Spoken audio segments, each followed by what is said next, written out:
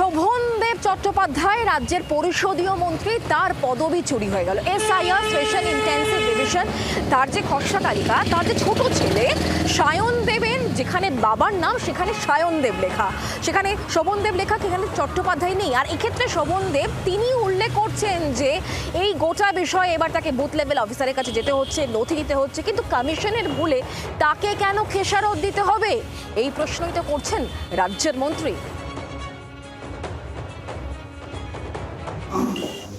ধরো এসওভিএইচ নাম হয়, এসওভিও নাম হয়। এখন আমার তো ভুল নাই। ইলেকশন কমিশন যদি তার কাগজে নাম লেখার সময় ভুল করে থাকে, আমার সার্টিফিকেটে যে আমার নাম আছে আর ভোটার লিস্টে যে নামটা আছে সেই নামের মধ্যে শুধু নামের বানানে ভুলটা পাওয়া যাচ্ছে, পদবিতে নয়, কিছুই বাবার নামে নয়, কোথায় নয়, শুধু আমার নামের বানানে ভুল আছে, তাতে বলছে তুমি বাদ হবে। কেন বাদ হবে? ইলেকশন কমিশন আমার নাম ভুলভাবে যদি তুলে থাকে তার জন্য কে দায় নেবে? এখানে দায় নেবে কেন বলে থাকবেন? এরকম মানে ঘুরে ঘুরে আসছে, কমপ্লেন আসছে, আমার কোথায় কোন জায়গায় আমার নাকি দেবটা পাওয়া যায় পাইনি। এখন আবার ওকে পাসপোর্ট নিয়ে যেতে হচ্ছে,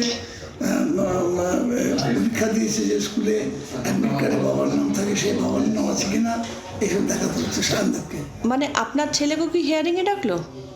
হিয়ারিং ডাকেনি, ঠিক বাড়িতে বলে এসেছিল, বলে গেল যে আমি ওখানে বসছি, গিয়ে একটু নামটা কারেকশন করে আসবেন। শোভনদেব চট্টোপাধ্যায় বাবার নাম। এখানে কিন্তু চ্যাটার্জি কোথাও করা আছে। এখন ওকে দেখাতে হবে ওর অ্যাডমিট কার্ডের মধ্যে বাবার পাসপোর্টে কি নামটা আছে।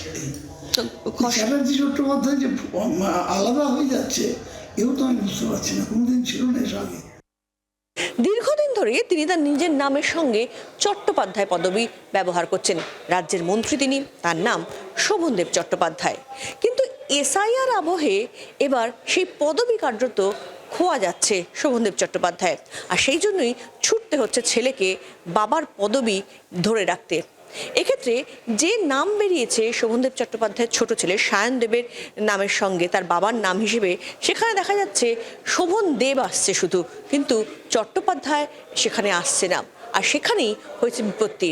বিএলওর তরফে শোভনদেব চট্টোপাধ্যায়ের ছেলেকে বলা হয়েছে নির্দিষ্ট নথি তাকে জমা দিতে হবে যে তার বাবার নাম শোভনদেব নয়, শোভনদেব চট্টোপাধ্যায়।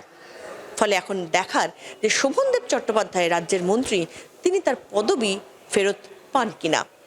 জি 24 ঘন্টার জন্য ক্যামেরায় কমলের সঙ্গে শশী, কলকাতা। বাংলার আওয়াজ, বাঙালির আবেগ, জি 24 ঘন্টা।